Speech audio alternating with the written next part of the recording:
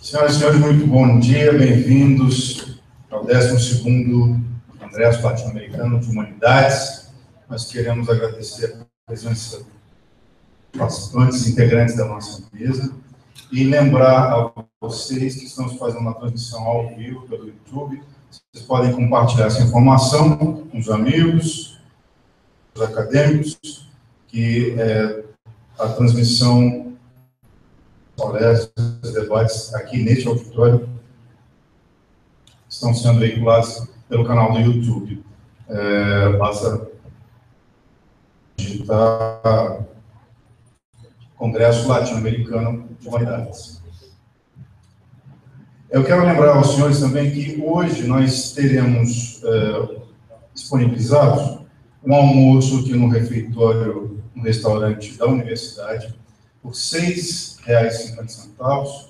Todos os inscritos no Congresso podem fazer uso dessa refeição por esse valor. Então, até as 2 horas da tarde, o almoço estará sendo servido aqui no restaurante da universidade. Uma outra questão que eu quero lembrar é que os trabalhos, né, que foram apresentados neste congresso devem ser submetidos, como antes foi informado, mas pelo link, um link está na página do Programa de Cognição e Linguagem aqui da universidade, e vocês devem acessar o link, no caso, primeiramente, a página do Programa de Cognição e Linguagem, e lá à direita acima tem um link para onde vocês devem enviar os seus trabalhos a fim de publicação futuramente nos anais. Vamos apresentar agora a mesa, a conferência desta manhã, a conferência magistral, cujo tema é a violência invisível. O participante, o representante da Pontifícia Universidade Católica de São Paulo, a PUC de São Paulo, Dr. Dr. Eugênio Trevinho, perdão, e eu peço uma salva de palmas para ele, Dr. Eugênio Trevinho. Como moderadores, teremos a participação do Dr. Fermin Alfredo Tang e do professor Dr. Sérgio Arruda. Com a palavra, à mesa.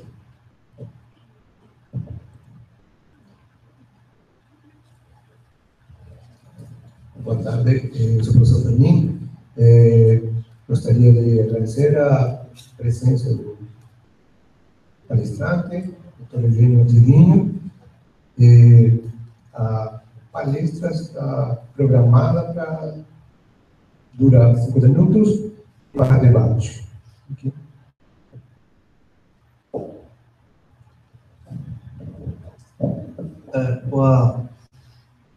Bom dia a todos. É uma alegria imensa a gente receber novamente o professor Eugênio Trevinho. Presença que se repete desde o nosso último colóquio, quando ele falou sobre um tema da mais absoluta relevância nos tempos atuais, né?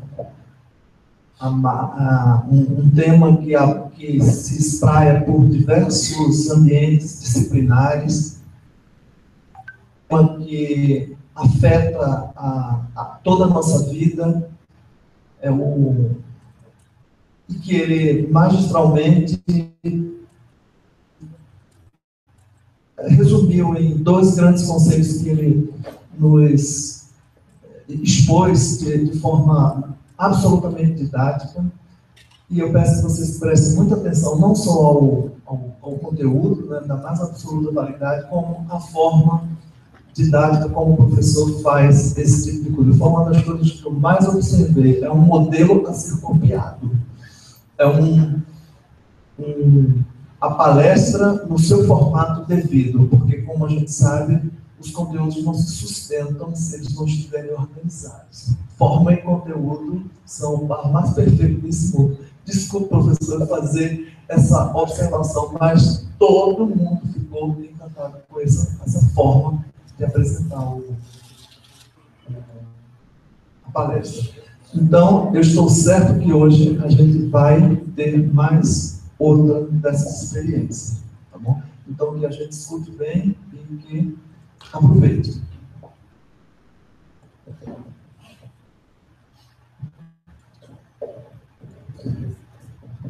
Bom dia a todas e a todos. É uma enorme honra para mim voltar à Universidade Estadual do Norte Fluminense.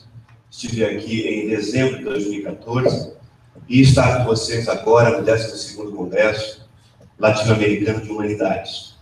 Eu quero agradecer muito ao professor Carlos Henrique, ao professor Décio Guimarães, ao professor Sérgio Arruda, pela hospitalidade com que me receberam, primeiro convite, depois me receberam mais uma vez, bem organizado.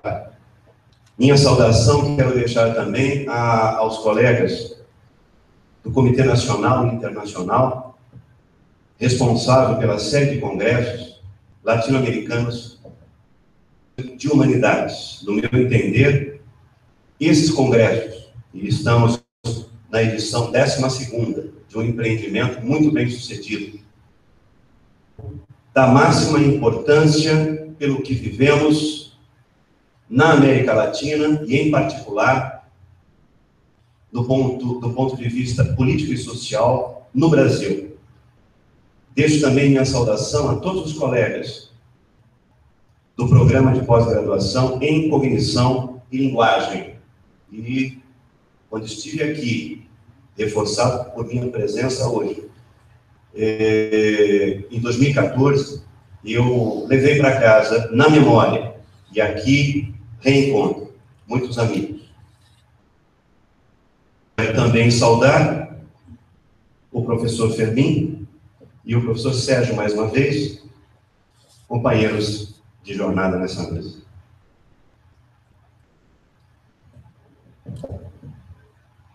Quando no século XIX, Marx disse que a violência era a parteira da história, considerando-se a própria violência empregada no termo parteira. Tem razão, portanto, quando detalham certas palavras e pegam violência pressuposta nela. Não havia imaginado que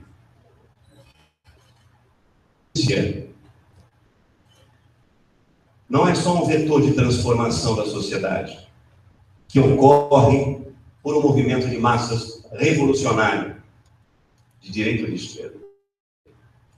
É também aquilo que estrutura, mesmo que não queiramos, a nossa própria vida prática na esfera cotidiana.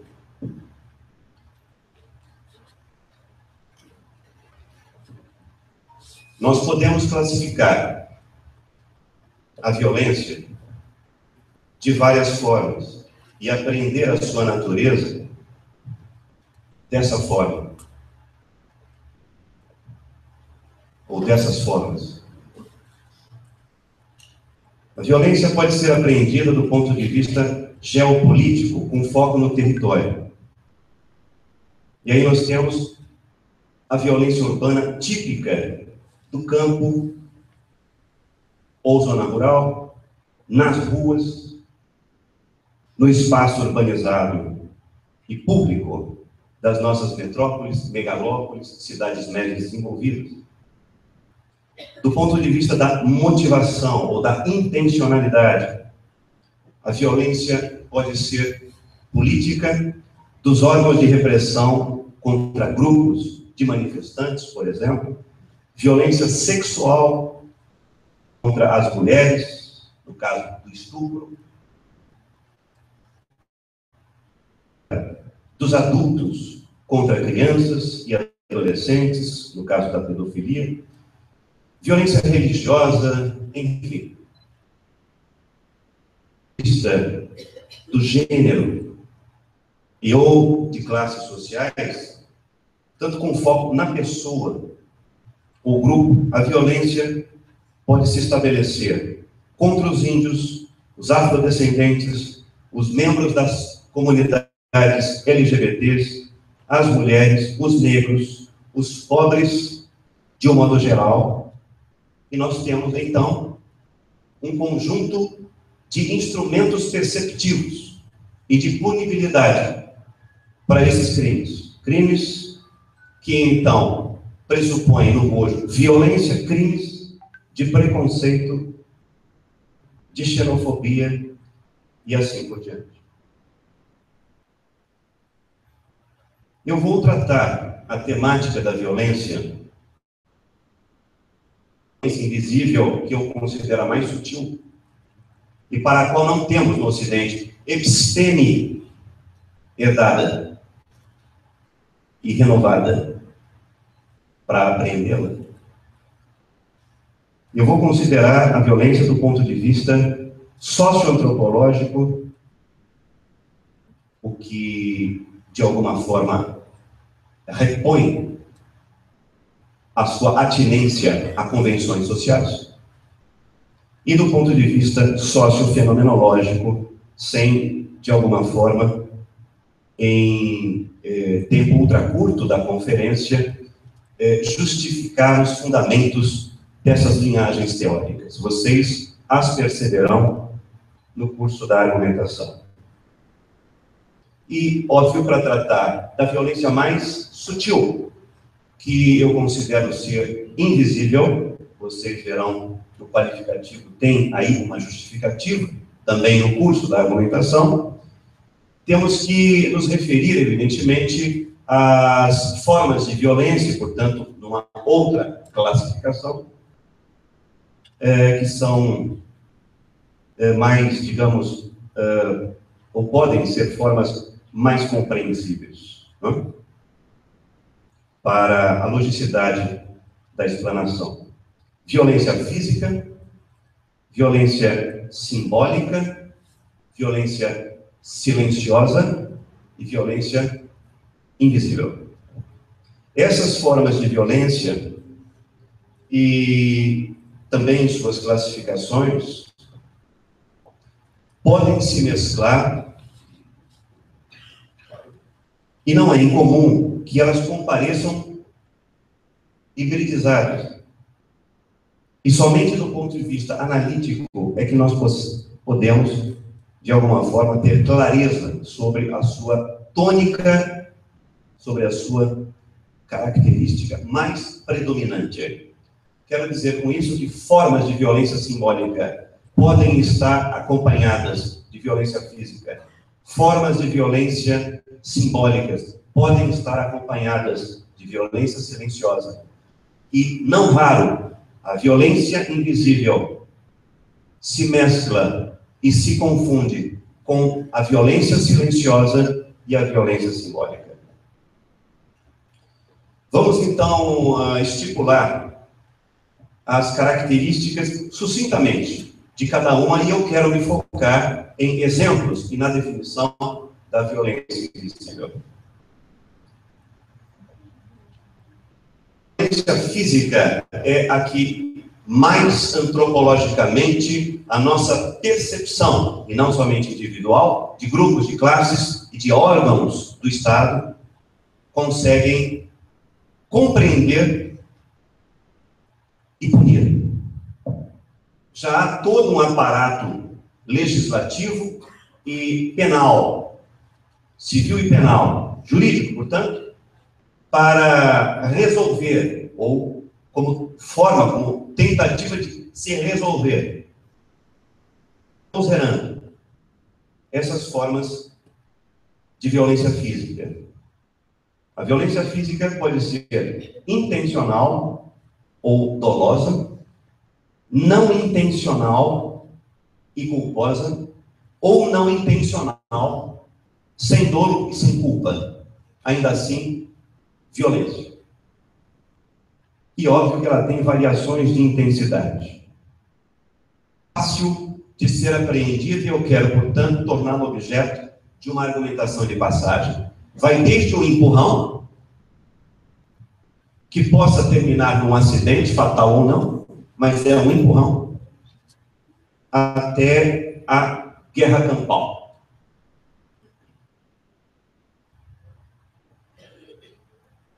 A violência simbólica já é um patamar de maior sutilidade. Dela falam Bourdieu, podemos aprendê-la com Lacan, na França com Lorenza, outro psicanalista, mas na Alemanha. Podemos, de alguma forma, entender a violência com base na ideia de símbolo, dentro ou fora da linguística, dentro ou fora da semiologia, dentro ou fora da semiótica, e chegar a conclusões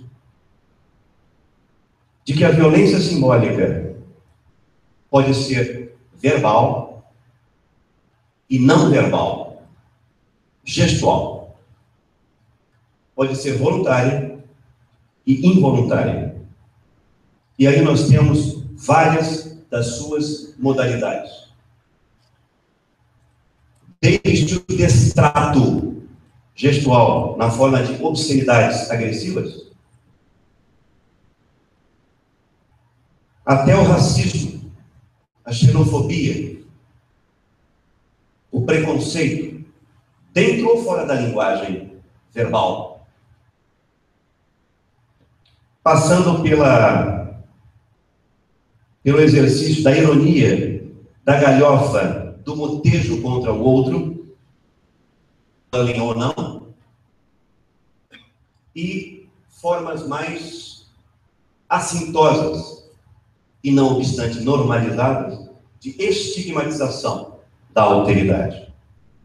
Óbvio que isso passa pelo assédio moral, pelo assédio sexual, por formas muito sutis de desbancar o outro, e assim por diante. A violência silenciosa, em geral, é não verbal. Em geral, remete, mas muito sutilmente, a gestos. E gestos não somente como esse, no diagrama aqui, que eu faço a vocês. Qualquer gesto. Mas gestos encarados no sentido mais sutil, mais simbólico.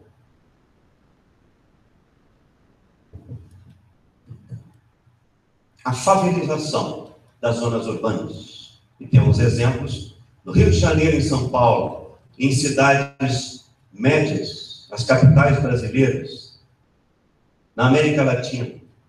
A favelização é um processo social que ocorre à sombra de um Estado ineficiente, que não toma as providências políticas para a resolução do processo de favelização. O engavetamento é um gesto dado a toda a sociedade. Engavetamento de procedimentos de solução que poderiam, com o concurso de fatores e de iniciativas no campo da economia, no campo da gestão do Estado, da iniciativa de projetos políticos, em matéria de política pública e assim por diante, isso corresponde a ideologias de partidos políticos que formam coalizão num determinado momento de disputa e manutenção do aparelho de Estado. O engavetamento é um gesto sem ser um gesto, entendem? Um gesto para toda uma sociedade de que a favelização vai continuar. A favelização não é um processo natural, todos sabemos. É um processo social subordinado a determinadas configurações políticas e que fenomenologicamente ocorre sem a tomada de decisão para minorá-la, zerá-la, porque determinados interesses, muitas vezes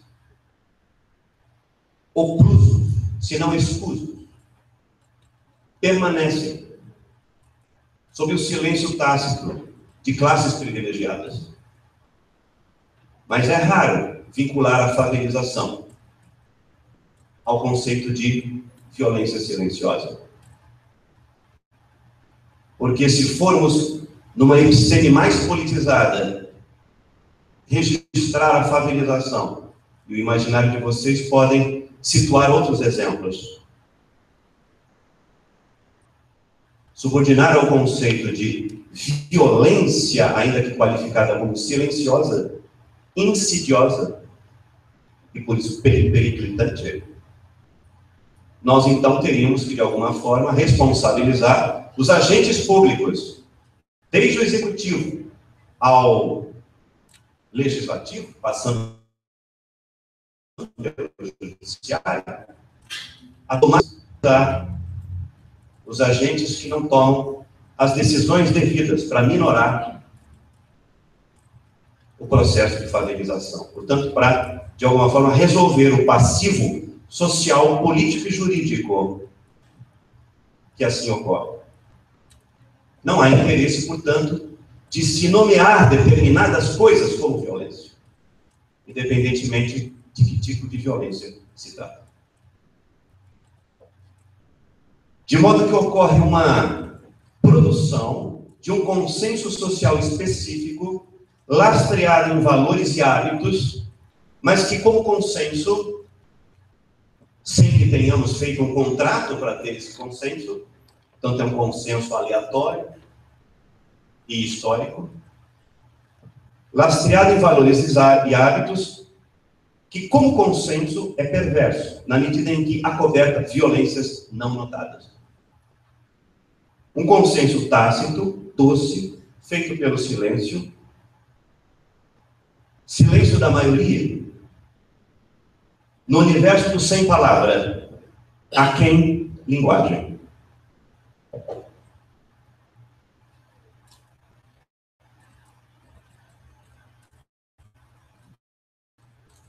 A violência silenciosa é aquela segredada, ainda aquela derivada das ações ou inações voluntárias ou involuntárias, de um agente, de uma classe, um grupo, categoria social. Ainda temos uma violência, falei da violência física, da violência simbólica, trato da violência silenciosa, ainda como sendo estratos ou tipos de violência vinculados, formas tipos,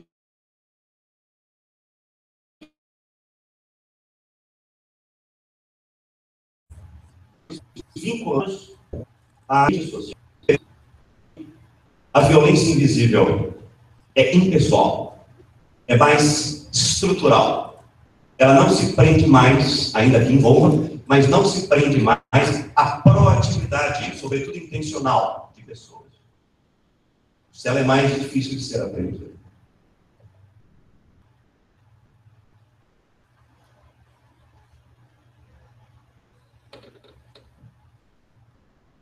Passemos então a ela.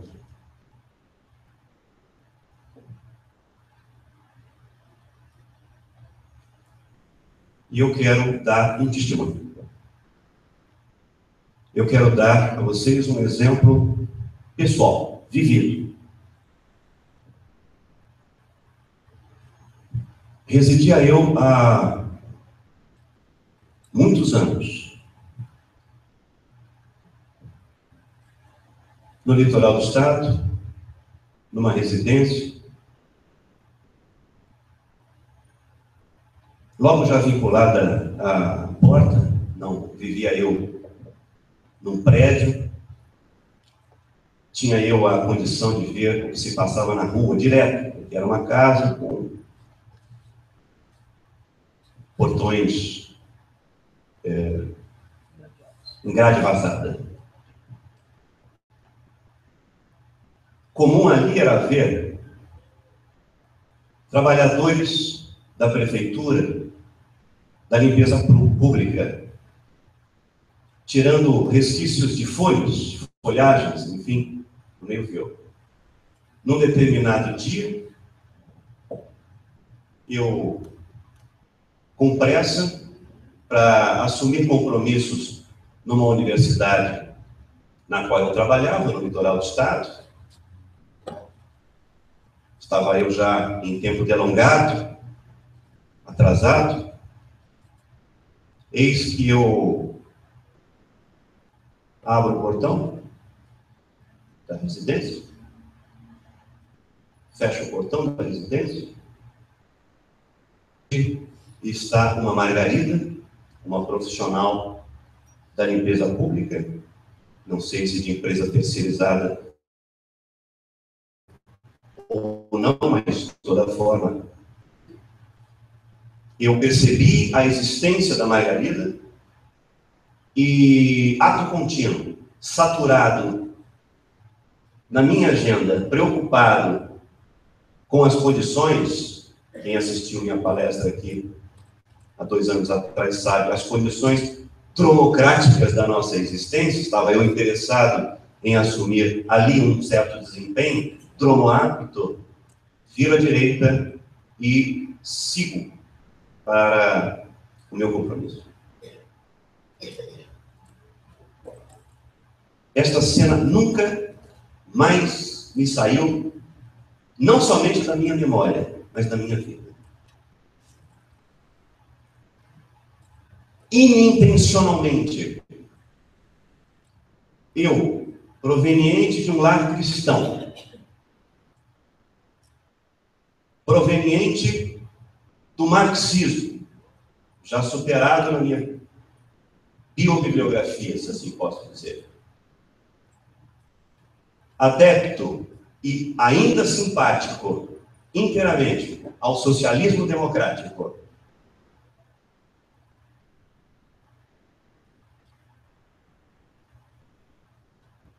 não dei bom dia.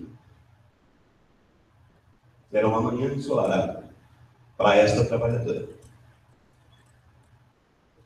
Ela estava de roupa de trabalho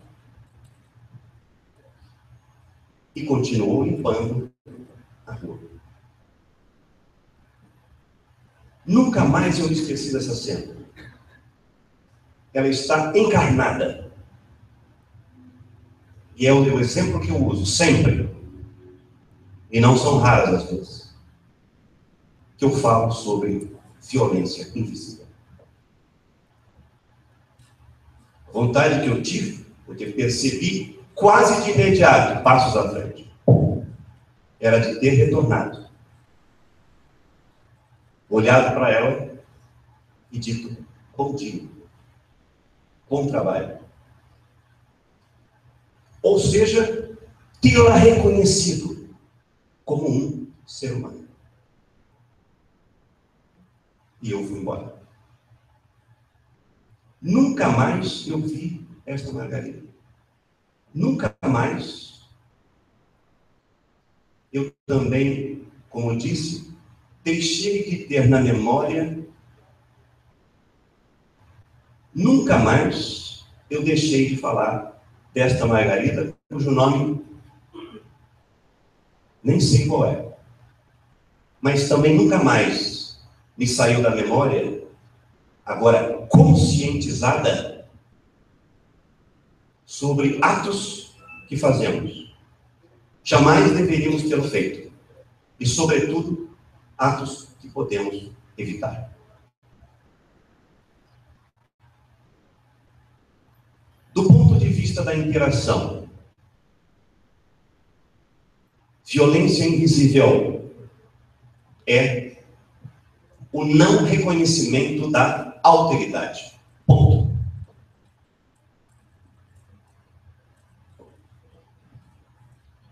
Esse não reconhecimento pode se dar de várias formas, infelizmente. O não reconhecimento da alteridade pode sim ser totalmente intencional. inintencional. Ainda assim, não está isento este ato de ser violência.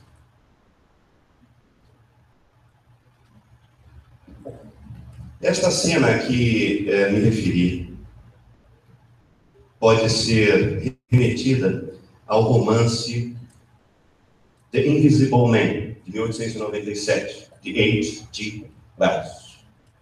E é não raro um romance, O Homem Invisível, que é tomado para exemplificar, do ponto de vista mais intelectual, mais epistêmico, as teorias do reconhecimento que hoje se desenvolvem em campo internacional e que tomam a obra de Axel Honneth, da terceira geração da Escola de Frankfurt, Charles Taylor, Judith Butler e outros. O romance de H.G. Wells fala de um homem que, usando uniforme, percebe que ninguém o nota.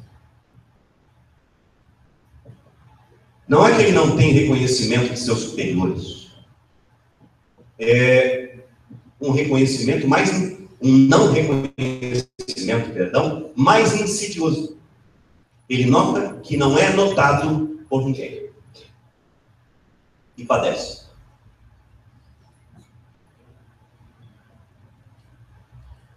De alguma forma, isso também lembra aquele relato de gravidade humana indescritível feito por Primo Levi em sua obra. Ele entra, Primo Levi, um judeu que foi capturado, viveu muitos anos em campos de concentração. Ele entra, necessitado que estava de atendimento médico, ele entra na sala do médico nazista. Faz barulho ao abrir a porta, fecha a porta, dá passos, senta-se à frente do médico, e o médico, em nenhum momento, move a cabeça para olhá-lo. O atende durante toda a consulta, curtíssima, ouvindo as necessidades daquele ser na frente dele, e não lhe levanta os olhos. Bem, é isso que eu tenho para falar a você, disse o médico. Pode se levantar e ir embora. Sem levantar a cabeça. Primo Levi depois descreve: ali eu entendi o que era um nazista. Este exemplo de Primo Levi não é igual aos anteriores que dei. Este exemplo, o do nazismo, é intencional. O não reconhecimento de alguém, Primo Levi era alguém invisível para este médico nazista. Portanto, não merecia ser olhado. Este exemplo é muito diferente dos anteriores porque ele é politicamente, ideologicamente intencional. É para matar o alheio. É para matar, e não somente do ponto de vista simbólico, para matar.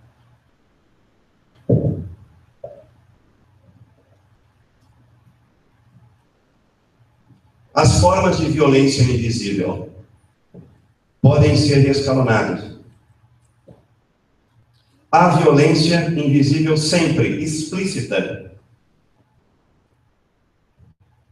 Violência invisível explícita, porém, somente ao nível analítico epistêmico.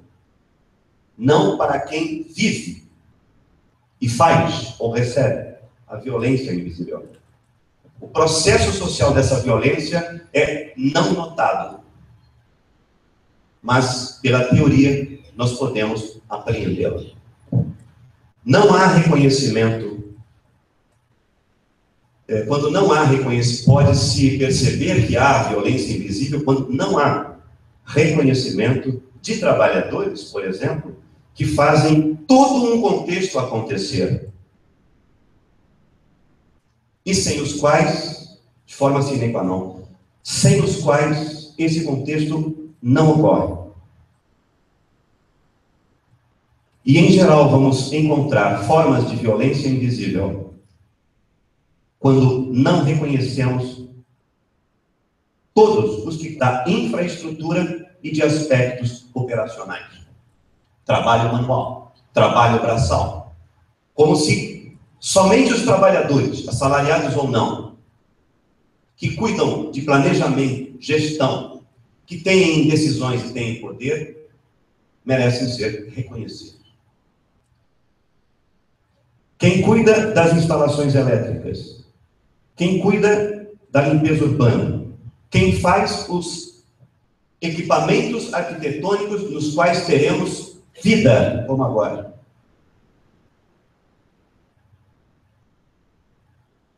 Em geral, tem da nossa percepção, não do nosso somente conhecimento ou vocação ao entendimento, não, da nossa pura percepção. Não certo. A violência invisível se esparge na condição cegada dos hábitos sociais inquestionados.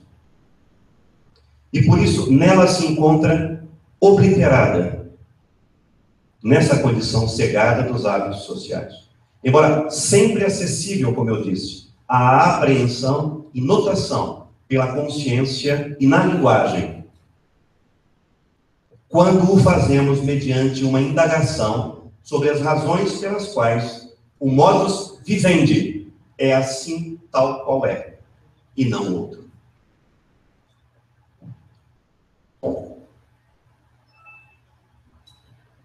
A violência invisível mistura-se à normalidade da vida, ocultando-se aos valores vigentes, cultuados, celebrados.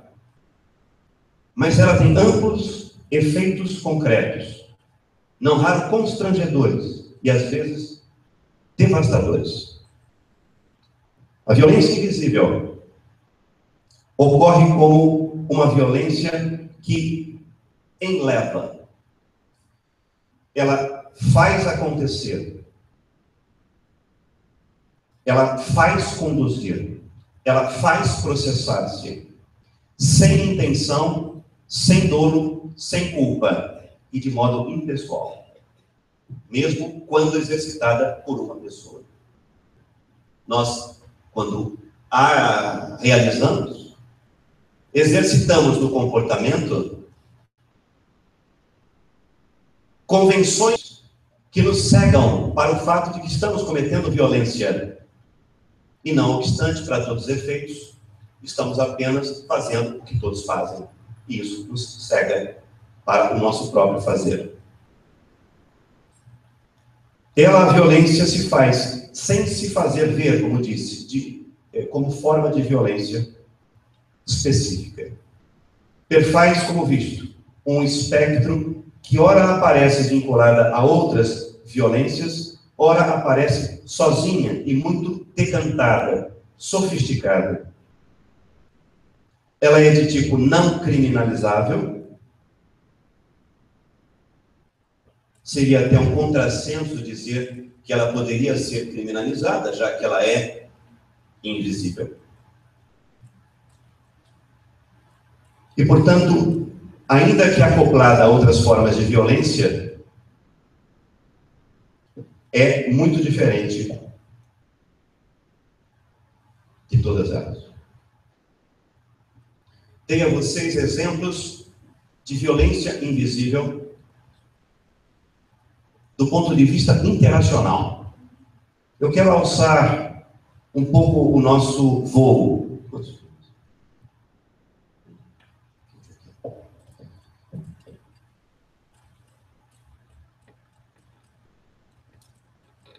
Eu vou dar a vocês outros exemplos de violência invisível, mas agora num arco mais macroestrutural. Em 2014, em dezembro, na Universidade Estadual do Norte Fluminense, fiz uma argumentação, expus sobre dromocracia, regime invisível da velocidade, dentro da democracia, regime mais, digamos, palpável, mais visível, mais com o qual nossas percepções estão acostumadas, dentro da democracia. Falei de dromoaptidão. Pois agora eu quero subordinar os exemplos que vêm vinculados à comunicação, que é a minha área, na qual nós encontramos muitos exemplos de violência invisível, sobretudo pelo fato de que comunicação é hoje a forma da sociedade, comunicação em tempo real articula hoje, por seus equipamentos e pelas modalidades de apropriação e uso, articula hoje a nossa sociedade. Eu quero subordinar, então, a minha argumentação, e o exemplo vai ser focado na dromoaptidão, quero subordinar à violência invisível e expandir o modo de defini-la.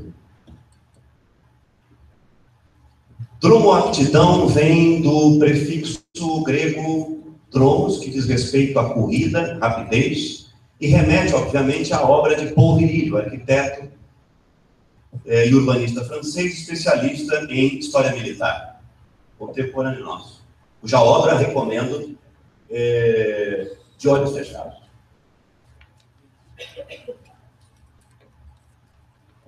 Dromoaptidão é a capacidade de ser veloz em vários contextos. E naquele que eu estou acostumado a tratar é na relação com determinados elementos tecnológicos ou não vinculados à cibercultura, que para mim é o nome da época como fase contemporânea do capitalismo tecnológico, articulado por tecnologias digitais e redes interativas. A dromoaptidão, então, seria a aptidão, seria a capacidade, a forma de lidar, o desempenho com determinados elementos da cibercultura, que eu chamo de senhas infotécnicas de acesso. O computador, o laptop, o tablet, o celular, o capital cognitivo necessário, o conjunto de conhecimentos para lidar com esses equipamentos, com esses apetrechos, com esses devices. As linguagens que nós precisamos incorporar para lidar com esses equipamentos, que nada tem de amigável ou amigáveis, muitas vezes. E a capacidade econômica, evidentemente, de acompanhar com capital econômico as reciclagens estruturais dos hardwares e softwares, e também netwares. Porque, vocês sabem, a gramática é acachapante no sentido de passar-se de uma versão para outra, de uma versão para outra, antes 1 ano e 3 meses, e agora a cada 6 meses. Modelos mudam, e quando mudam também a capacidade de armazenamento, a velocidade, a memória. Assim. Velocidade que no Brasil, em particular, é cobrada por pacotes. O acesso é regrado por pacotes. E isso custa. Dromoaptidão é a capacidade, portanto, num extrato mais assim imediato, é a capacidade de ser veloz no trato com os equipamentos e elementos que envolvem, tecnoculturais que envolvem esses equipamentos, no trato com as senhas infotécnicas de acesso a um lugar ao sol na cibercultura. Seja no mercado de trabalho, seja no mercado de lazer, mas de alguma forma atuada capaz, competente, passando-se ou não pelo sistema escolar para lidar com essas senhas infotécnicas de acesso.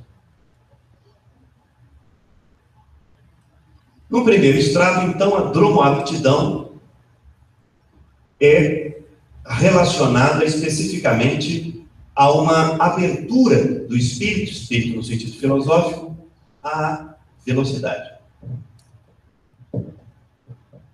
Nós somos todos instados a sermos dromoaptos, e não o contrário, dromoinaptos. E o somos por uma linguagem social que se põe ostensiva, porém totalmente sem voz, e neste caso impercebida, mas forte, ao mesmo tempo doce, ostensiva e ao mesmo tempo retirada da categoria que fosse violência, e o processo social então se faz de modo silencioso, mas nós sabemos o que promana sempre nos nossos ouvidos quando dormimos preocupados com o dia seguinte. Dromoaptidão é pressão social pantópica. É uma pressão social que vem de todos os lados, em lugar nenhum, e que nos diz: tu deves ser um dromoapto, e não o contrário, se tu queres ser incluso ou inclusa, e não segregado ou segregada. E simplesmente aceitamos e fazemos assim. Aderimos inconscientemente à regra da pressão, sem o que estaremos excluídos do próprio processo social majoritário, exigente de dromoaptidão, e que passa hoje pela apropriação e uso de todos os equipamentos, softwares, networks, enfim, tecnologias digitais, redes interativas.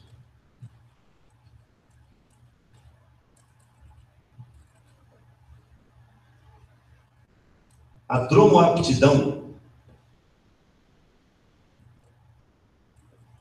é violência, porque o seu processo social é terror. A linguagem da pressão, uma vez que há trabalhadores e aqueles que querem ter lazer, uma vez que a vertente majoritária da sociedade, inclusive em matéria de lazer, puxa predominantemente para as redes virtuais, passa pela aculturação, passa pela aculturação interativa, pela informatização, as formas de lazer, produtos culturais com os quais lidamos, tem a ver hoje com essa reescritura cibercultural de toda a nossa vida. É muito difícil que, de alguma forma, não tenhamos que nos haver com a própria dromoaptidão. Como eu disse, acedemos, sem pensarmos muito em que tipo de processo estamos. Uma pressão que se coloca para todos e para todas, de um modo tal que predominante, em uma outra linguagem, hegemônica, faz-se sem que possamos, claro que há a possibilidade, mas é uma exceção, sem que possamos, de alguma forma, recusar totalmente e encaminhar a vida para uma outra vertente, outra circunstância, é um processo de terror silencioso que diz: se não fizeres, terás desgraça. Se não fizeres, haverá tragédia. Se não o fizeres, haverá consequências. Essa é uma linguagem sem linguagem. Essa é uma voz sem voz, ameaçadora. Quando aderimos a esse processo social vicioso, nós o aderimos sem a consciência devida, porque não fomos educados para poder aprender de forma epistêmica, cognitiva, etc., com a sofisticação conceitual devida, esse processo. Nós o fazemos.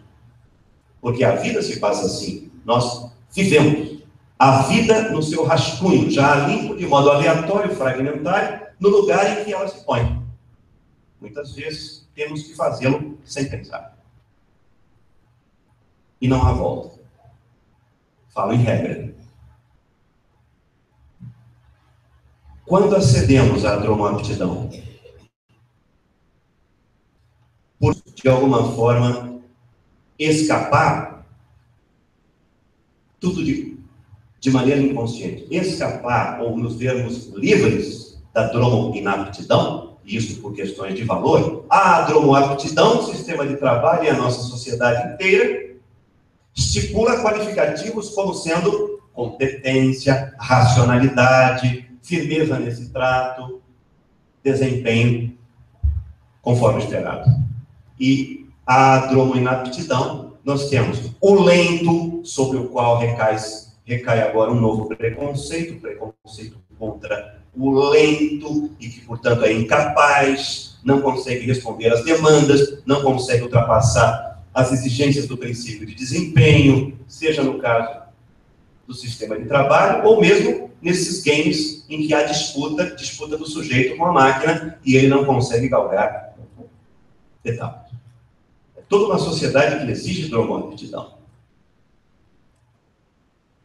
Até um clipe musical, com aquela velocidade incrível dos códigos, exige dromoaptidão cognitiva da nossa parte. A dromoaptidão é uma exigência social para tudo.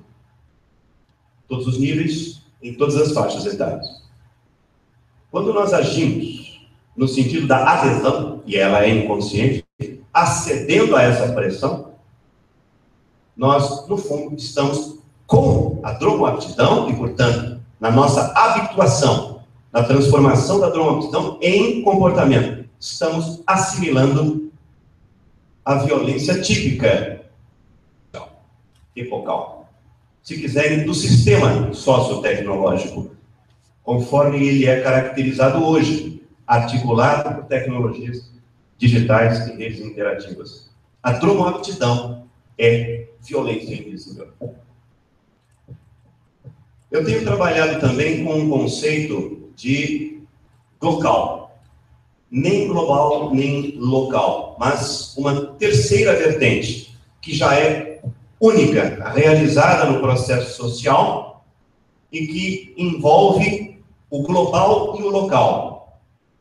Local, sem se reduzir a uma dimensão ou a outra, já é uma terceira colocada hegemonicamente como sendo a primeira e única.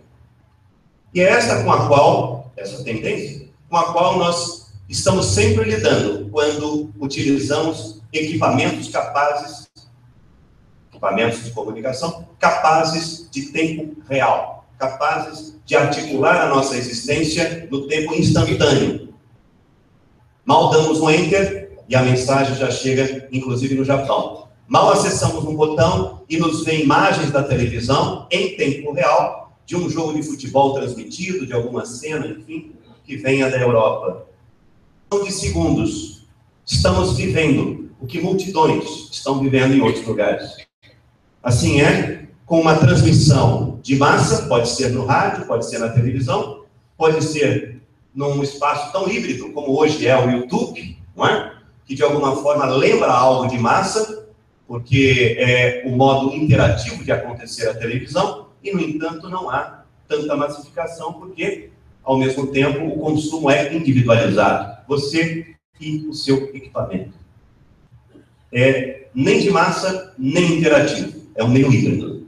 Assim também está nos WhatsApp que nós enviamos, desculpe a expressão, mas no WhatsApp, no Snapchat, nos chats todos, nos telefonemas que fazemos, por telefone de base ou celular, enfim, a comunicação eletrônica em tempo real, é desta que se trata, calciona um processo social inteiramente localizado e que reúne em si, sem divisão analítica, empiricamente falando, o global da rede e o local onde o nosso corpo está e a nossa consciência atua. Toda a nossa existência hoje é perpassada por processos de globalização. A globalização é hoje planetária. Está em todos os países, independentemente de regimes. Todos os países se servem, falo em regra, todos os países se servem da velocidade tecnológica típica das telecomunicações. E a esse cenário, construído desde o início do século XIX, é um pouco antes, final do século, perdão, desde o início do século XX, vai um pouco antes, ao final do século XIX, com a descoberta do telégrafo elétrico no último quartel do século XIX, depois veio o telefone, na sequência, nos anos 10, 20, a exploração comercial do rádio, antes já era explorado o sinal pelos radioamadores que existem como comunidades até hoje. E aí a história que vocês conhecem, o tempo real, que é aquele que faz com que uma determinada expressão, um sinal, saia de um lugar e vá para outro na velocidade da luz, que perpassa o rádio, e aí a história que vocês conhecem, vai para a televisão e depois a internet, em todas as modalidades de acesso à internet, inclusive na fase atual em que ela se encontra, desde os anos 90, como web. Internet e web são coisas distintas. Não vou entrar nessa matéria, podemos conversar depois. Mas a web era, nos anos 90, início, 89 a 92, apenas o filão hipermediático da internet, que tinha 9 canais outros. O filão hipermediático, chamado hoje web, acabou engolfando o que seja hoje internet. Historicamente, e do ponto de vista epistemológico, são duas coisas distintas. A internet era mais democrática, num certo momento, quando se abriu para a academia, do que, evidentemente, a web hoje. A web hoje está inteiramente privatizada por redes sociais, que mobilizam trilhões de dólares às custas da nossa adesão voluntária, sem que sejamos garotos ou garotas propagandas dessas redes sociais, e sem que ganhemos um tostão a respeito, e não que fosse. Só estou dizendo que o trabalho voluntário sustenta a privatização da web hoje, e, no entanto, queremos que ela seja, nós, mais democrática.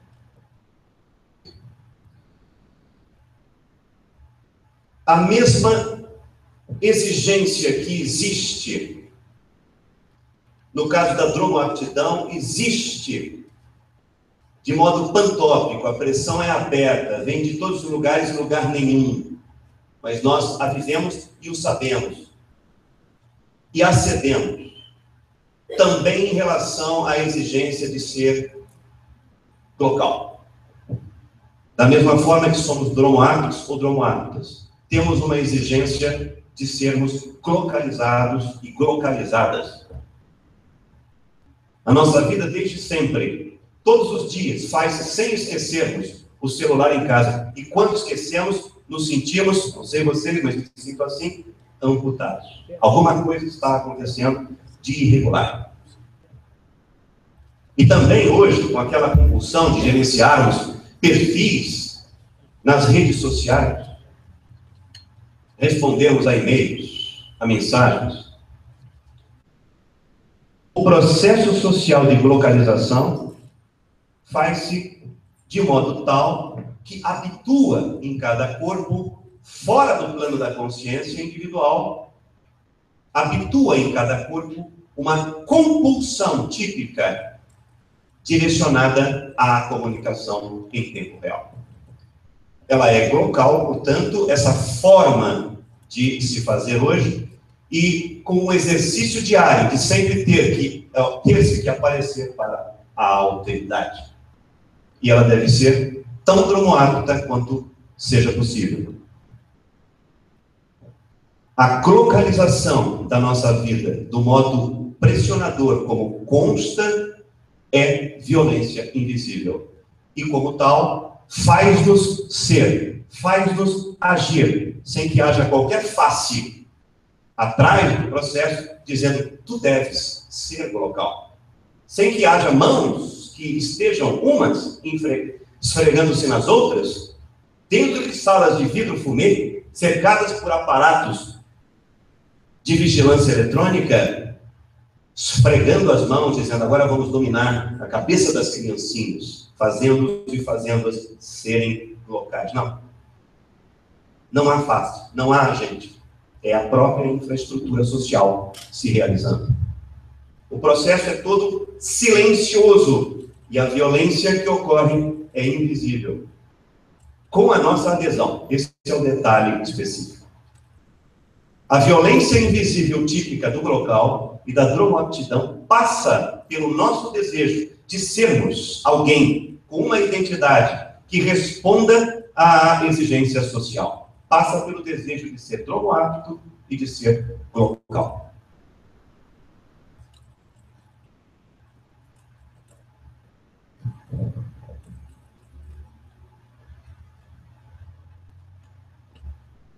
Eu vou terminar porque Fermin já me disse que o tempo se esgotou. Quero encaminhar a minha argumentação dizendo que a violência invisível, ela o é assim, mas ela é não vitalícia. Nesse extrato, o da invisibilidade. A sua invisibilidade pode e deve ser defraudada e dissecada, sobretudo pelo saber universitário em ciências humanas. E nós estamos num congresso que é especificamente o mais adequado para isso.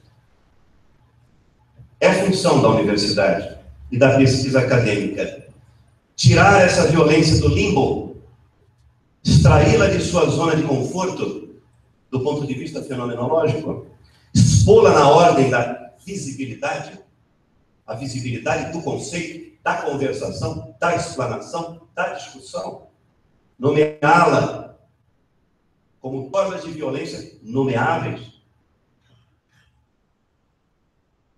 e, como tal, nomeá-la porque ela tem efeitos, como eu disse, constrangedores, devastadores, porque muitas vezes nós a exercitamos sem termos consciência desse exercício, mas quem dela é o objeto padece, e muitas vezes padece em silêncio.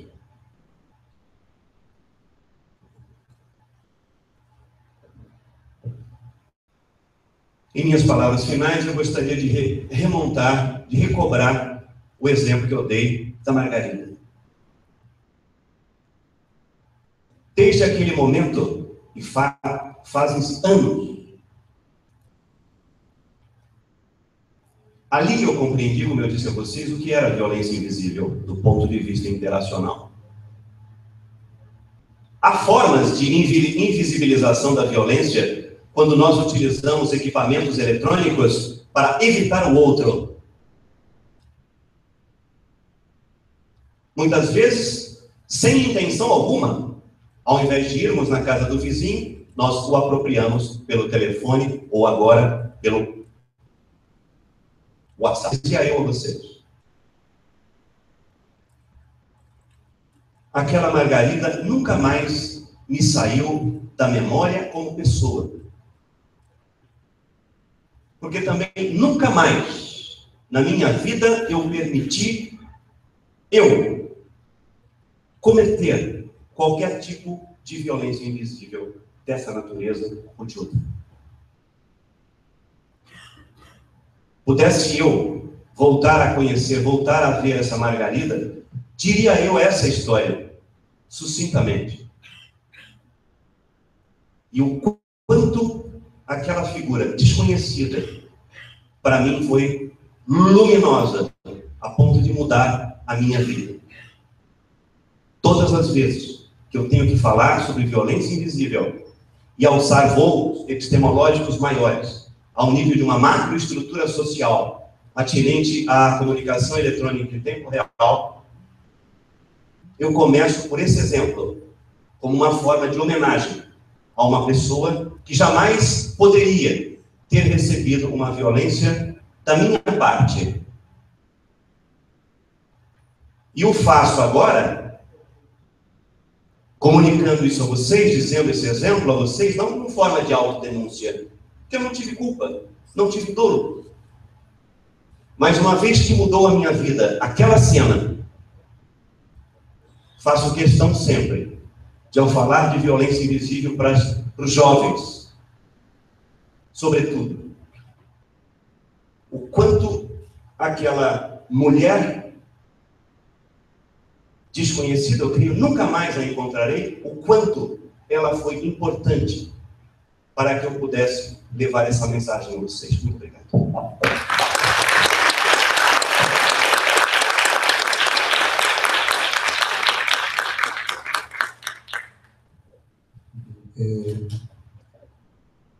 A palestra do senhor me fez refletir algumas questões, principalmente a questão da alteridade, o não reconhecimento da alteridade.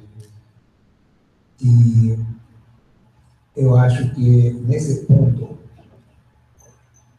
acredito que as redes sociais e as diferentes ferramentas de comunicação permitem aos indivíduos, de alguma forma, esse reconhecimento. Né? O indivíduo tenta conquistar, talvez, seu lugar na sociedade, aparecer na sociedade, se mostrar importante, talvez ganhar esse reconhecimento que não tem através das redes sociais. Né? Não sei se até que ponto certos indivíduos são mais bem-sucedidos que outros. Tem canais de YouTube, por exemplo, de diferentes áreas, conseguindo milhares até milhões de seguidores. E mostra também uma alternativa para a construção da nossa sociedade, eu acho. Então, é um caminho alternativo, talvez, para esse reconhecimento. O que o senhor assim, o Carlos Enrique me pediu para hablar em espanhol. Estou aqui orgulhoso com a minha bandeira nacional. Vou tentar falar espanhol, estou há 20 anos em Brasil e é difícil. Repassar para também os latino-americanos presentes no Congresso aqui na pergunta, não? De que maneira as redes sociais permitem que os indivíduos consigam o reconhecimento da sua própria alteridade, não sei em espanhol, um reconhecimento da sociedade, aparecer, ser mais dignos, talvez, através do uso de YouTube, de WhatsApp, de las diferentes redes. Professor Ferlin, você tem toda a razão.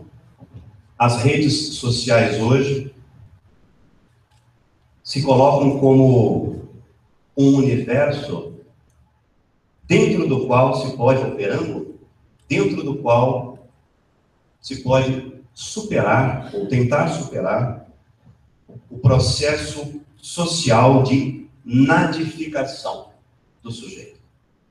A transformação do sujeito em nada. E essa vida, muitas vezes sem reconhecimento devido, em que o indivíduo se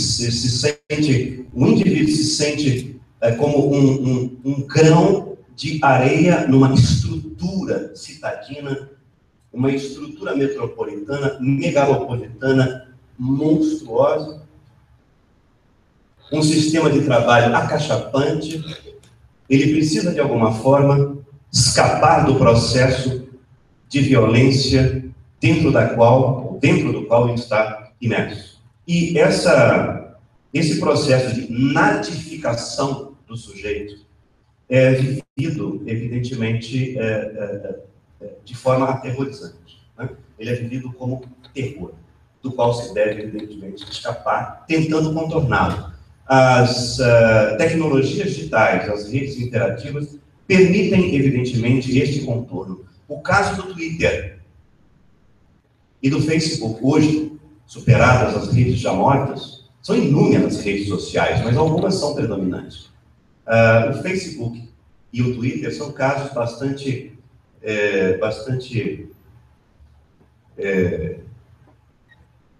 exemplares, né? O Twitter em particular, porque muitas vezes nós recebemos convites para sermos parte de uma comunidade e o convite nos vem como membro a ser integrado como amigo. E essa é a linguagem camuflada, dissuasiva, pela qual o convite chega. E nós nem pensamos a respeito. Quando aderimos ou estamos também com um perfil aberto, convidamos pessoas. Tudo é feito, minha gente. Isso é importante. Tudo é feito de um modo tão habitual, tão sem pensamento racional, aqui em linguagem, de um modo aleatório, rápido demais até, de adesão a processos sociais predominantes, que é muito difícil até sermos convencidos de que há algum tipo de ameaça ou de violência ou qualquer outra palavra dessa natureza envolvida. Porém, o amigo não é um amigo, é um seguidor. Seguidor é aquele que é subordinado. Pode interagir, ele pode responder, ele pode espernear, ele pode protestar, ele pode, inclusive, pedir para sair ou sair por ele. Ok. Mas as coisas não... o fato de haver voluntariedade, possibilidade de escape, não isenta o processo inteiro, estrutural, de acobertar, de forma, portanto, silenciosa, processos mais insidiosos e que vivemos com grande naturalidade no plano dos hábitos e valores reinantes. O nosso conservadorismo em relação às tecnologias digitais e redes interativas, o nosso conservadorismo, sendo dromohábitos e dromohábitos, sendo glocais, nos impede de ver camadas abaixo, ou ao lado, quem sabe, dos processos. Nos cegamos para eles. E quando temos um perfil no Twitter, ao mesmo tempo que é para escapar, abarcando totalmente a reflexão feita pelo professor Fermin no seu comentário, ele tenta, o usuário que tem um perfil, ele tenta escapar da violência invisível, granjeando para si formas de reconhecimento ao fazer os outros passarem pelos seus pertences, seus ditos, seus posts. Ao mesmo tempo, ele subordina todos os demais que ele toma como amigos. Sem saber, ele também comete, de forma reangulada, uma outra violência da qual ele não escapa, pelo fato de usar uma estrutura social, comunicacional, que já pressupõe essas formas de violência na própria infraestrutura. Sem falar no fato de que é uma violência muito invisível, aquela a qual nós aderimos, quando acedemos a nos expressar em 140 caracteres. Essa é uma violência dromocrático-linguística. Aqui o Twitter se devota 140 caracteres. Bem, nós podemos fazer mais outros 140 caracteres. Ok, então nós damos Enter, e, enfim, fazemos passar o nosso textinho. Não há nenhuma outra forma ou infraestrutura comunicacional que nos tenha exigido tanto a sermos lacônicos como o Twitter. e nós estamos às voltas com uma empresa que privatiza a internet e nos faz, evidentemente, assim ser, em 140 caracteres. E muitas vezes fazemos o maior esforço para nós fazemos o maior esforço para falarmos em 140 caracteres, sem pensarmos ou questionarmos a razão pela qual. Por quê? Qual a razão? Facebook é mais extensivo na sua permissão. Orkut também o era. Peguem todas as redes sociais. Vocês podem escrever o texto que vocês quiserem no WhatsApp e assim por diante. No Twitter é diferente. Ali há uma violência democrático-linguística típica. Aquela que pede para você ser veloz na comunicação, encurtando o número de caracteres, que é exatamente o número de caracteres, em média, de uma linha de lauda jornalística, 140 caracteres. Foi tornado limite. Essa é outra violência invisível, a qual nós em relação à qual nós não temos reação. Ao contrário, nós temos adesão. Esse é um ponto importante. Não há violência invisível sem o nosso concurso, sem o concurso da nossa habituação, sem a nossa ação referente, ter adesão, acedendo no espírito de forma profunda, desde o coração até o fígado. E isso não passa pelo cérebro.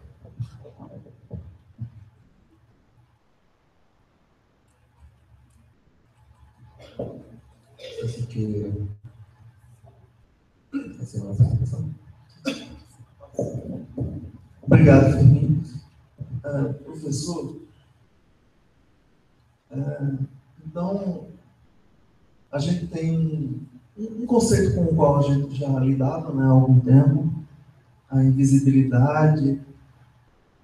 Acho que teve até um exemplo de um professor em uma universidade brasileira estudando esse fenômeno da invisibilidade, e a minha pergunta vai se localizar aí. Se a invisibilidade sempre existiu como um fenômeno de classe, de distinção de classes, né, o não reconhecimento de uma classe pela outra, o que se configura assim naquela presunção, na prepotência de quem subiu um degrau social a mais, e isso desobriga de enxergar, cumprimentar quem está um degrau abaixo dele.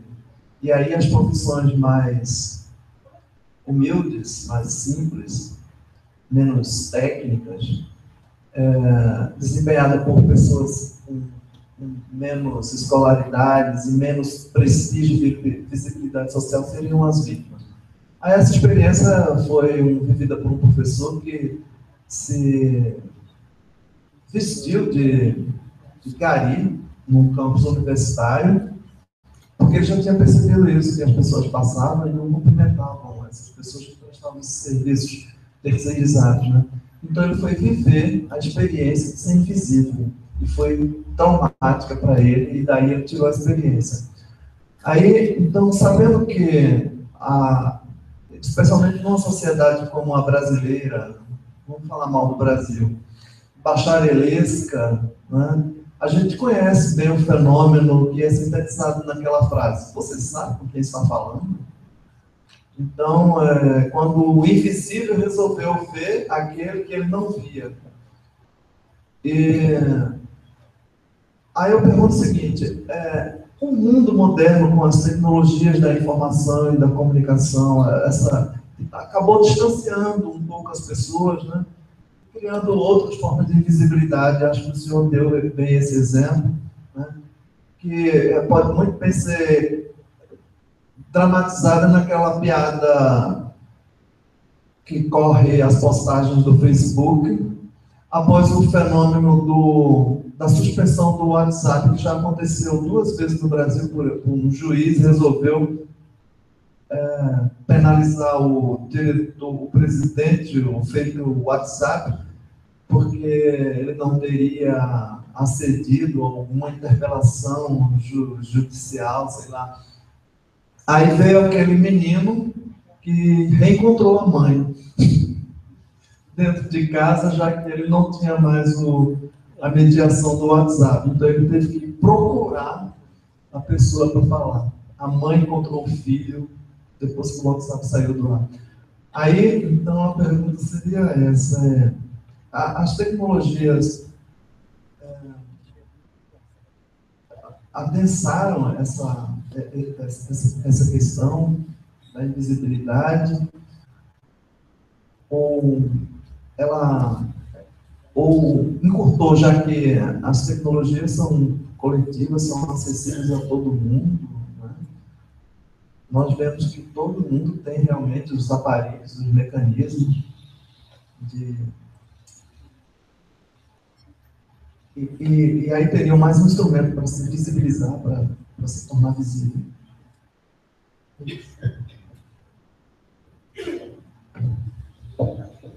Perfeito. É outro conjunto de referências argumentativas, outra argumentação que eu referendo em toto, dando-lhe razão. A comunicação eletrônica não inventou a invisibilidade como processo social, constrangedor muitas vezes. No exemplo dado de uma classe em relação a outra e a mobilidade de um indivíduo de uma classe para outra, e quando ele, então, faz esse movimento, ele passa a não reconhecer mais os seus. Ou então, numa luta de classes, não é? Em que os indivíduos não envolvidos na própria luta de classes, no cotidiano, não sendo um indivíduo de uma classe privilegiada, não reconhece aquele que é de classe inferior, trabalhando para ele ou não. Esse processo de invisibilização do preconceito, invisibilização do racismo na ilha social habitual já existia, evidentemente, séculos e séculos. A escravidão nos prova.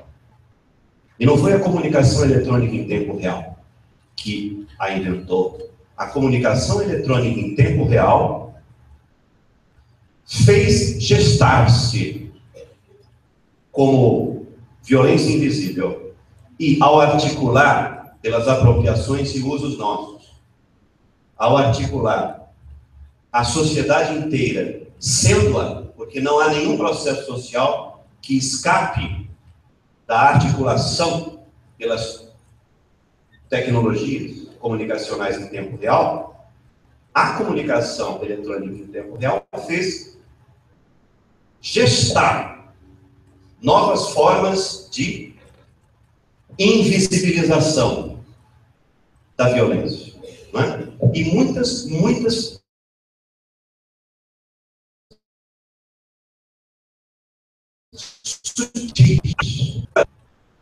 percepção no sistema de classes faz com que nós tornemos o outro invisível se ele desfavorecida, e aí se coloca a violência do preconceito, a violência do racismo, da xenofobia, a depender da tipificação da alteridade. Aí há, evidentemente, esse tipo de violência. Assim também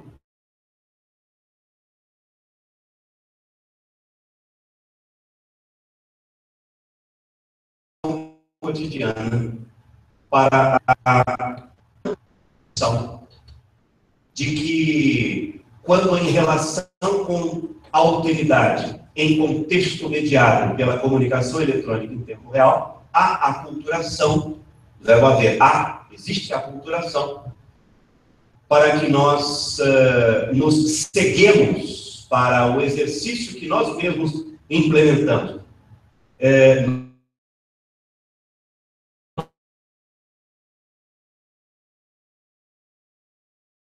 Nós realizando para o exercício aquela invisibilidade do processo social herdado, não é, da história, digamos, reescalonado, sofisticado e fragmentado em muitos outros casos possíveis de violência invisível que estão aí para que nós possamos não só fazer o mapeamento, como também fazer a devida crítica, homens e mulheres que somos da universidade.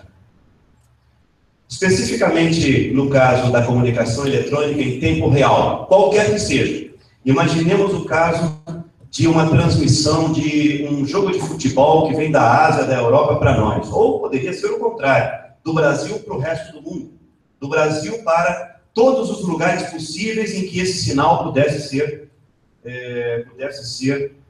captado. A vivência em tempo real. Cada qual olhando para a sua tela, vivendo o produto cultural, a transmissão do jogo de futebol, qualquer outro produto, na tela da televisão ou da internet hoje.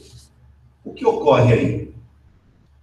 Ocorre o mesmo que quando estamos falando com alguém no celular. Estamos no Brasil e outra pessoa está na Europa, ou nos Estados Unidos, ou no Uruguai, no Peru, no Chile. O outro está aqui, e nós estamos nele, com voz, no espectro sonoro. Ocorre o mesmo quando estamos enviando mensagem para alguém. Sérgio está mais afortunado no Canadá, está na Alemanha. Estou aqui no Brasil. Vocês conosco. Quando entregamos um post ou um WhatsApp para esta lista, todos nós recebemos simultaneamente, ou quando o nosso celular ou a rede, a banda permite, mas enfim, sejamos cordatos com as redes e com as empresas. Funciona. E recebemos esse post de imediato, em qualquer lugar que estejamos. Em fusos horários diferentes. O Virílio chama a esse tempo o tempo falso da tecnologia. Porque não é de nenhum fuso horário e, ao mesmo tempo, faz funcionar a própria comunicação como sendo aquela temporalidade na qual estamos naquele momento, o tempo da luz. Esta comunicação, como no caso do exemplo da televisão, jogo de futebol, a transmissão de qualquer produto cultural, temos aí um caso de meios de massa e um caso de meios interativos. Em qualquer um dos exemplos, a comunicação eletrônica em tempo real suspende o planeta, galga, supera todas as geografias, as paisagens. No consumo virtual de alguma coisa, ou mesmo por telefone, nós saltamos as esquinas perigosas. O motoboy nos entrega as coisas, ou o funcionário da loja. Alguma coisa acontece aí, vamos questionar. O que ocorre aí é a morte de toda a materialidade da vida e a sua transferência para a zona onde o corpo está operando o meio de comunicação. O planeta desaparece na velocidade da luz. E com ele, toda a materialidade do intervalo. E isso abrange o corpo da alteridade.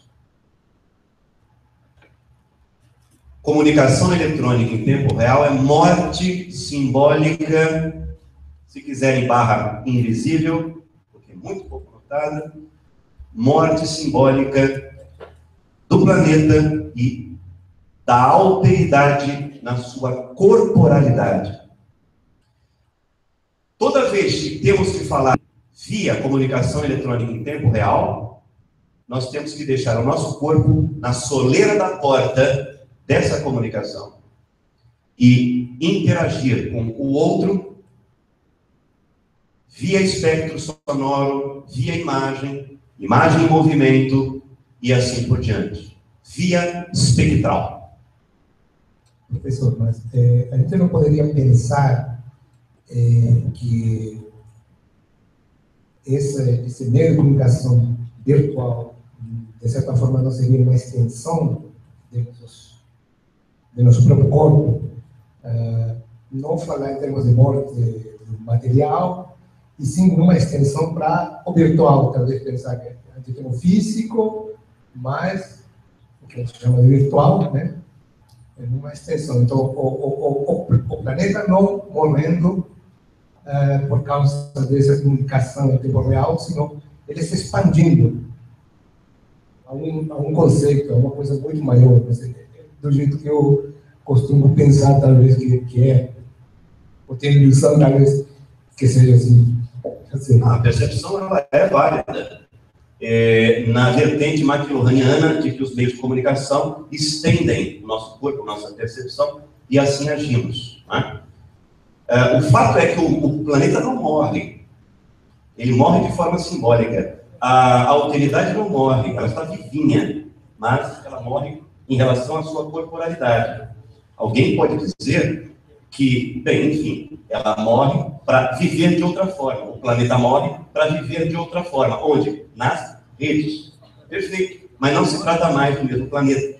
Não se trata mais da mesma alteridade. Talvez o grande risco, o grande perigo seja a gente esquecer de que existe um mundo real, material, e passar a viver principalmente no mundo de relações, interações virtuais, que eu acho que não vai acontecer, mas tem um perigo latente, inclusive, porque a quantidade de pessoas que se aderiram às tecnologias é gigantesca. Com certeza, trata-se não só de uma adesão, né? Mas até de compulsão. Não falo de casos de patologia clínica, mas falo de compulsão. O fato é que a materialidade não desaparece. O que desaparece é a materialidade das grandes extensões geográficas, em prol da proeminência da materialidade contextual local. Exclusivamente, por exemplo, aqui, nós temos perfeita consciência de que a materialidade não desapareceu. Está aqui, está no nosso corpo. Não é? E faz parte do contexto, da nossa percepção. Nós temos limites e, ao mesmo tempo, volatilidades a depender de prática, a depender do contexto em que nos encontramos. O fato é este. Vejo colegas, neste momento, olhando para as suas máquinas. Assim também tem uma máquina aqui ligada. O local não é aquele sempre ativo quando estamos com ele, direto na tela. Não, o local está pressuposto. O local é algo que não deixa de existir. Ou ele é potencial, ou ele é pressuposto, ou ele é ativo, ou ele é espírito, enfim. Nesse sentido, o espaço geográfico mais aberto, mais amplo do planeta acaba, de alguma forma, fazendo com que ele se transforme em um espaço mais local. Ele não desaparece, ele apenas se presume de outra forma.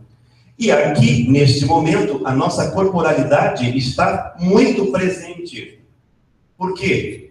Porque não há mediação tecnológica em tempo real. O que está acontecendo é uma fala minha de nós aqui, Fermin, Sérgio, vocês estão daqui a pouco com a palavra. O que ocorre, Cristian, ocorre que nós estamos apenas com a mediação de um aparato que amplia a voz para que ela seja melhor ouvida, mas não há comunicação eletrônica em tempo real, porque não há mediação por parte de meios de comunicação. O que há é uma interação direta, ainda que mediada por um equipamento local. Muito bem. Eu vejo vocês me veem. Eu vejo o Sérgio, eu vejo o Fermin. Nós nos vemos. Não há suspensão da materialidade. Não é sempre assim a vida. Vamos encarar contextos e contextos. Muitas vezes, nós precisamos utilizarmos das tecnologias de comunicação em tempo real, sejam elas quais forem. Quando estamos em casa, ligamos no rádio, muitas vozes comparecem. Muitas vezes usamos o rádio simplesmente para ouvirmos vozes na nossa solidão vicária do cotidiano. Queremos seres humanos, na nossa carência de vozes humanas. Ligamos a televisão e a fazemos operar como um rádio. nem estamos vendo imagens, simplesmente escutando vozes. Ali existem seres diferentes. Ali existem imagens. No rádio, vozes. Não são mais seres humanos iguais como os aqui. Nós somos, com corpo. Mas estão todos lá. Inteiríssimos. Inteiríssimos lá. A alteridade não desaparece. Ela muda de forma. Agora, é fatal que nós façamos reconhecimento. Tudo mudou. Nessa comunicação, nessa estrutura comunicacional aqui, em que o corpo está presente, em que a materialidade é visível, não é a mesma quando nós utilizamos um equipamento, e aí sim opera-se a comunicação eletrônica em tempo real, para poder falar, para nós podermos falar com uma outra pessoa que não estamos vendo. O que ocorre é uma suspensão de todo o território, portanto, de todo o intervalo material, e também da própria corporalidade dessa alteridade. Aí alguma coisa mudou. E o que nós podemos evidentemente, pegar esse grande objeto, essa grande cena, e interpretar de formas distintas. Né? Eu me coloco naquela linhagem que procura notar aquilo que, evidentemente, é pouco visualizável. Eu vejo aí a morte simbólica das grandes extensões, por mais que os meios de comunicação, sim, ampliem a nossa vida e transportem de alguma forma, não totalmente, transportem, e aí depende de contexto, de quem está envolvido, dos grupos envolvidos, a nossa vida para as redes. Não é? O que eu noto é que a comunicação eletrônica, ao simbolicamente provocar a morte do planeta e a morte da corporalidade, da alteridade, que amanhã podemos encontrar, que no mês seguinte podemos encontrar, tudo bem. É o processo em si, quando ele ocorre, é que ele ocorre de um modo tal que não se pode dizer que não há uma morte simbólica da alteridade. Naquele momento, especificamente. Porque tudo pode ser retomado. Amanhã nós estamos vendo as paisagens, enfim, estamos de novo nos reconectando com uma pessoa para encontrá-la, não é? Na semana seguinte, e de novo a corporalidade se põe. Nós, no fundo, estamos lidando com modalidades de alteridade diferentes, no seu estado, na sua colocação, no seu modo de ser, acontecimental, embora seja a mesma alteridade, o mesmo mundo. Caso contrário, a gente não vai ver mudança. Nós não vamos, de alguma forma, diagnosticar a enorme mudança estrutural que a comunicação eletrônica em tempo real, desde os anos 20, com o rádio, proporcionou. E eu quero retomar aqui a indagação, o comentário feito pelo professor Sérgio. A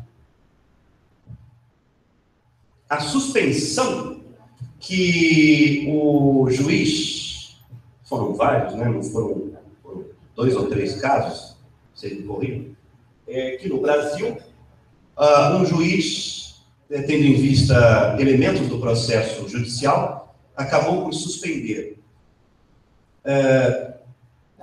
Talvez o próprio juiz não tenha consciência total a respeito do significado de um ato desse. Mas uma vez que Twitter é hoje sociedade...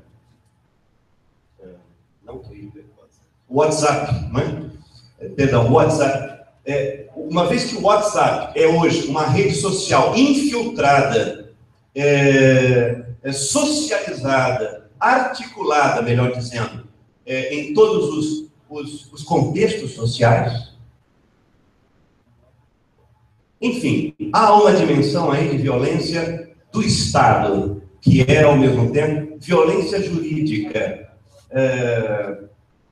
exercitada, eu diria, sem a intencionalidade, sem a consciência devida, exclusivamente por ater-se o juiz aos dados e às exigências do processo judicial, mas do ponto de vista macrosocial, uma vez que essa rede em tempo real, ela se articula de forma fragmentária em muitos contextos locais,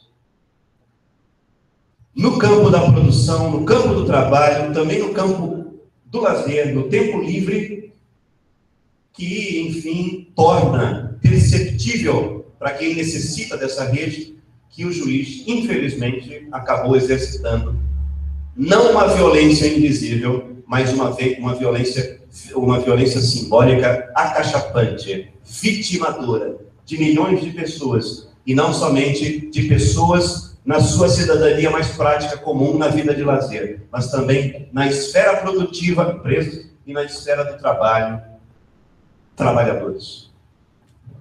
Eu falei vitimando.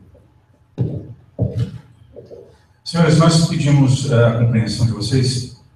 Vamos abrir para 3 perguntas, até 3 perguntas à plateia, mas que sejam feitas essas perguntas de modo muito rápido e objetivo, e, se possível, também as respostas sejam dadas da mesma maneira. Nós vamos atrasar o início dos GTs à tarde, que seria agora 1h da tarde, nós vamos atrasar em 30 minutos, mais ou menos. Então, temos um pouco de tempo para perguntar e também para almoçar e retornar aos trabalhos. Professor, no seu conceito de indivíduo dromoático, como que seria aí um exercício saudável desse conceito, a gente poder passar por esse processo de uma melhor forma possível, ou não é possível, enfim? Mais uma pergunta? Alguém?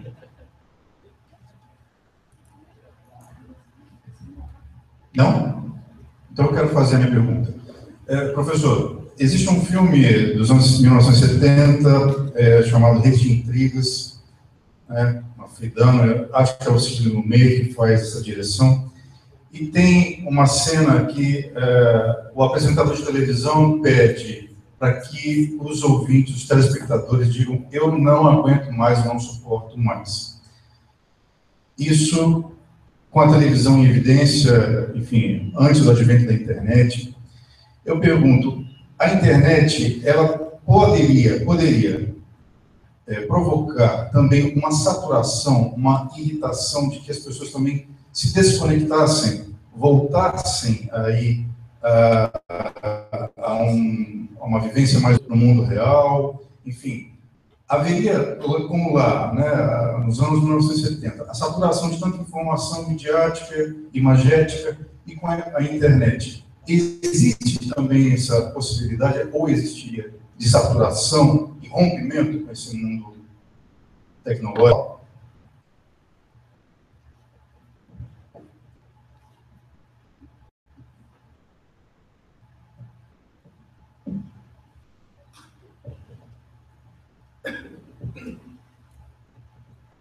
Bem, eu considero a questão do Fábio, perfeito.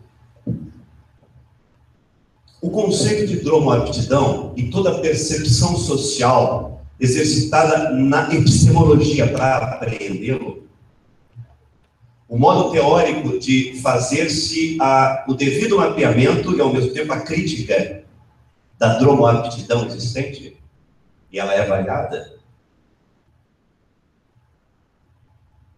leva em conta o fato de que a dromoaptidão e o processo social que faz a dromoaptidão existir como exigência não tenha relação com questão de valor. Eu tenho alguma dificuldade na resposta, mas se aqui ela me leva, e evidentemente a intenção de fazer uma reflexão para tentar apreender o conceito de dromoaptidão para um cenário favorável, positivo, mais produtivo.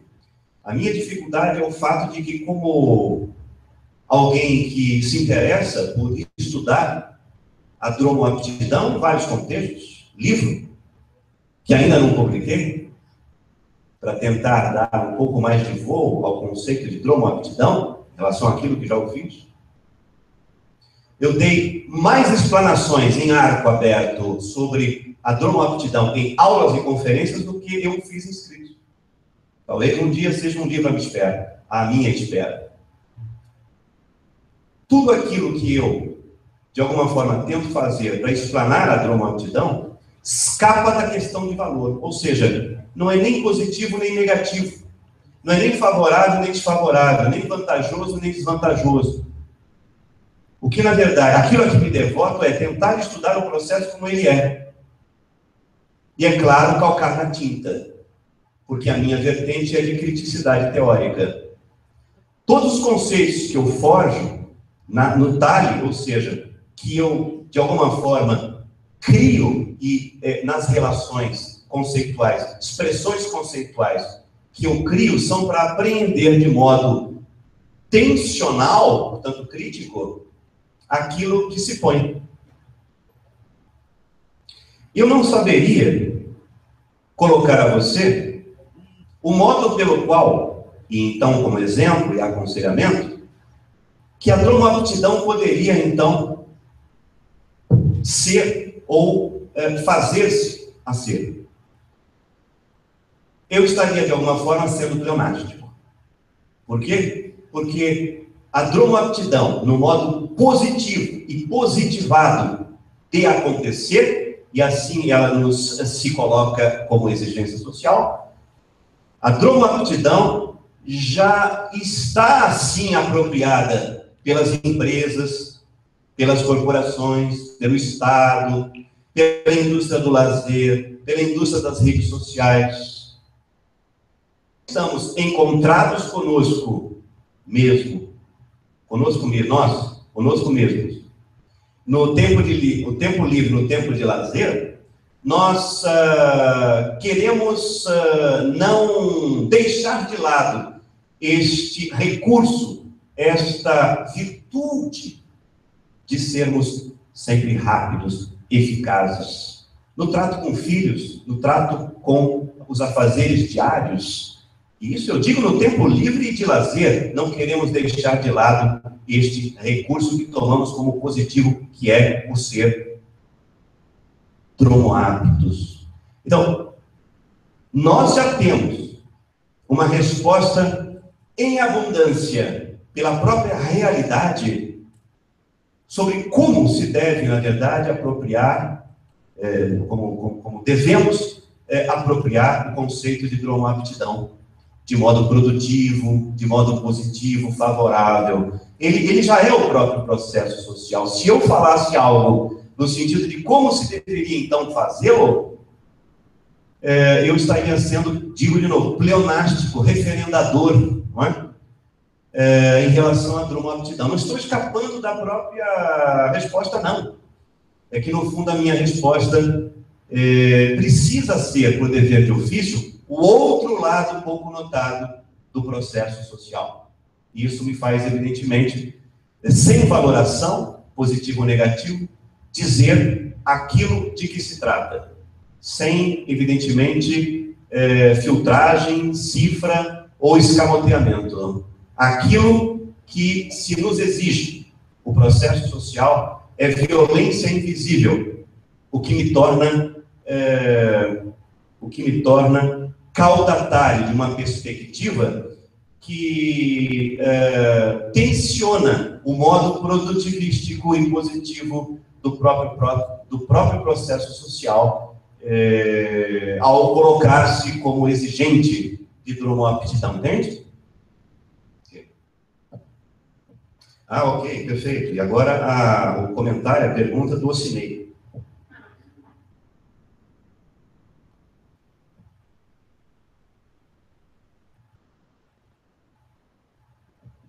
Não há possibilidade de retorno.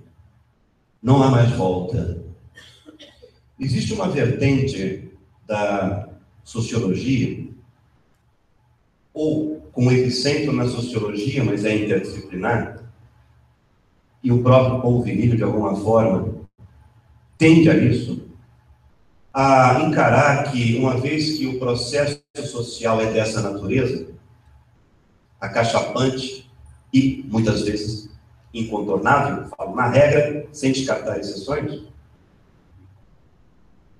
nós devemos, então, responder ao processo glocal, suspensivo em matéria de geografias extensas, intervalares, e também de todas as corporalidades, a primeira sendo da alteridade, uma vez que o processo social é este, dromoápico. Portanto, há aí dois componentes extremamente importantes, que são, não nessa mesma ordem, velocidade e comunicação, pensar a velocidade como velocidade tecnológica e pensar a comunicação como comunicação em tempo real, e somente destas, que nós então deveríamos dar uma resposta que fosse aquela, por exemplo, de Herbert Marcuse, a grande recusa. Nós nos recusamos. A grande recusa. Ela pode ser temporária ou pode ser permanente. Mas o que se subentende é uma recusa coletiva, não somente individual de grupos, que é o que mais ocorre. Um dia sem televisão, um dia sem carro, um dia sem internet. É possível? É possível. É realizado? É realizado. Porém, já pertence ao próprio mecanismo estrutural dos tipos de comunicação em tempo real existentes, recusas que são, assim, laterais. Assim como faz parte do próprio fortalecimento da infraestrutura comunicacional em tempo real a existência do hacker ou do cracker. Aqueles que mais... Os crackers devassam sistemas com intencionalidade política ou criminal. Mal sabem os agentes que agem assim, muitas vezes em bloco, que a própria a inteligência vinculada à infraestrutura da comunicação em tempo real interativa necessita desses agentes para demonstrar quais são as falhas, para que elas sejam depois cobertas e resolvidas, e o próprio sistema se reforça. Assim também, qualquer recusa possível por parte individual, de indivíduos, por parte de grupos, e até de coletividade, se fosse o caso, também entraria na própria combustão de fortalecimento das estruturas comunicacionais vigentes. Por isso que eu digo que é um mundo, este da comunicação em tempo real, que veio para ficar. A vertente a que me referia, logo no princípio, a resposta à sua questão, ela toma, inclusive, Polverilho, que diz: nós precisamos, em resposta a esse mundo, já que este mundo não dá valor a certos elementos muito caros, que são de herança cultural, que nós não podemos jamais descartar. Então, nós devemos nos conscientizar e, inclusive, inserir essa explanação no contexto educacional. Nós deveríamos, então, recuperar o corpo, recuperar a linguagem interacional, recuperar o respeito exercitado enquanto presencialmente. Deveríamos, então, saudar a alteridade em contexto tanto mais privilegiadamente presencial. Recuperar o tempo que passa sem mediação tecnológica, viver o fuso, exatamente onde os corpos estão, e fazer disso meta. Esse argumento, de alguma forma, incorpora, no meu modo de entender, uma politicidade tensa em relação ao mundo, e nesse sentido é amplamente referendável, mas ao mesmo tempo ele incorpora um saudosismo histórico e uma melancolia cultural. Porque quer recuperar, e de forma permanente, sem intervalos, aquilo que de alguma forma o mundo contemporâneo, comunicacional, em tempo real, diz, não que está ou esteve em dias contados, mas que já não tem mais o valor predominante que antes tinha. Antes, toda experiência e toda comunicação tinha que acontecer predominantemente de modo presencial. Claro, existiam as cartas. As cartas faziam parte do mundo das trocas e das trocas de mando. Pensemos no caso de caravelas que demoravam 36 dias para sair da Europa, cruzar os mares, quando não passavam por acidentes de ondas marítimas, e atrasava mais a viagem até chegar ao chamado Novo Mundo. Hoje tudo isso é feito em segundos. Em épocas pregressas, pré-mediáticas, digo pré-tempo real, a presença era a referência para a comunicação, pois a presença foi destronada historicamente. Agora existe um outro tipo de presença. Ela não é mais física, ela não é mais corporal, ela é espectral, ela é sonora, por textos, enfim, por áudios, por imagens, paradas ou em movimento. Esta presença precisa ser repensada. Alguma coisa morreu para que ela acontecesse. Não há apenas algo negativo para surgir algo positivo. O processo é como é. E quando é assim, uma nova predominância de processos sociais acaba historicamente ocorrendo. O nosso processo social é hoje muito marcado pelo destronamento da presença física para o aparecimento de um outro tipo de presença em tempo real que faz com que a alteridade mude de forma. Este processo é predominante, no caso do tempo real, seja pelo rádio, pela televisão, pela internet, pelo celular, pelo telefone de base, pelo quê? E quando isso se faz mundo, portanto, na sua regra, não é mais possível pensarmos em algum retorno, um corte histórico, como você bem disse, uma ruptura, para restaurarmos condições anteriores, que eventualmente poderiam ser acusadas de condições anteriores melhores. Não eram. Apenas na forma de acontecimento é possível dizer que o eram diferentes. Porém, agora, o que nós podemos é fazer tudo isso de modo lateral, individual. Podemos fazer isso a qualquer momento da nossa vida, desligar, ir para uma comunidade naturista. Chega, inclusive, com telefone de base. Não queremos. Isso pode ser feito? Pode. A depender da classe social, a depender da coragem individual, a depender dos grupos sociais, a depender da não necessidade do trabalho numa metrópole, numa megalópole, numa cidade média desenvolvida, numa cidade adjacente de metrópole, pode. Mas não é o que ocorre. A regra é a adesão para o centro. E o centro passou a ser a rede.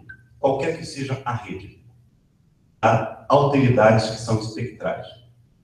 É este mundo que é predominante nas suas características de velocidade e de comunicação, a rapidez com que ele ocorre, e, portanto, na forma de uma pressão pantópica, que faz com que nós não tenhamos muitas possibilidades, ou tenhamos poucas, de exercitar a ruptura histórica e até permanente que eu mesmo gostaria, e que está no substrato da sua questão. Obrigado, professor, doutor Eugênio Trivinho, e também os professores doutores Firmin Tang e Sérgio Arruda. Um bom almoço a todos, até daqui a pouco. Até às 14 horas temos almoço lá no auditório, no refeitório da universidade. Mais opções aqui também, do lado de fora, e na cafeteria. Bom almoço.